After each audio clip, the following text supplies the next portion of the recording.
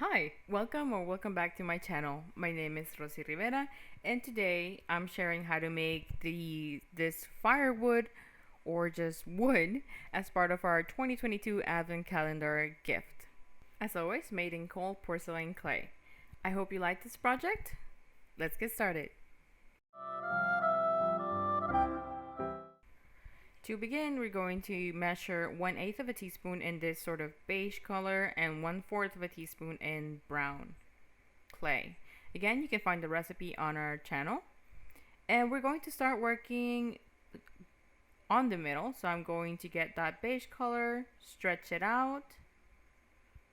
If you need thicker wood piece, then you just leave that thicker and it's going to be a little bit shorter. So from this piece, I can get 2. And this width I'm using for this one. And I'm going to stretch out the brown clay. But I just want to show you how to make a thicker one. So again, getting 1/8 of a teaspoon, and I'm just going to get 1 out of this one instead of 2. So I'm just stretching it out here, cutting off a little bit on the side to sort of make it like another piece of wood is going to come out of this one. And now I'm going to stretch out this brown clay so I can fit the other 3 pieces. And we're going to do, basically what we're going to do is wrap these little cylinders around on the brown clay, or with the brown clay. So I'm just making some swirls on the sides here to sort of simulate that, like the tree rings. And I'm just placing it on one edge of the brown clay. We're trying to imitate the bark of the tree and then just rolling it up. Once we've gone all around the little cylinder, I just cut it off and we have something that looks like this. As you can see, we can see that those swirls, that center of the wood on both sides. And on the outside, we're just going to go in and add some texture to make it look, again, like tree bark. We can also use some other tools that are circular, so like the end of a straw or anything else you can have with that similar shape. And again, just making those circle references as a guideline, and then we're going to wrap around in curves using this sort of spatula cutter tool. You can get these in fondant kits as well, or you can use a toothpick. And again, just going all around this little tree bark sort of thing, and it's going to look like this once we're done. Going for that very rustic look here. And again, this is all going to stand out even more when we start adding the shading, so with the eyeshadow. And now with this other piece I have here, we're going to make a diagonal cut so we can stick it right next to our main log. And adding those swirls, getting that extra little bit of clay I have left behind here,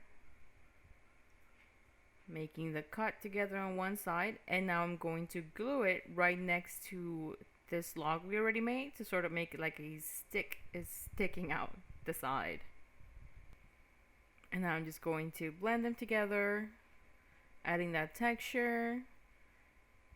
And when we do this, it's also going to help it stick in place and blend both clay pieces together to help them be secure and attached. Now we have that little log right there. And now we're going to do the same with the other 2 cylinders, so just wrapping them. And I'm just cutting off the excess there, the excess length or width, before I start wrapping it. Because if we cut it afterwards, sometimes it can like close in and then it's going to cover the inside of our log.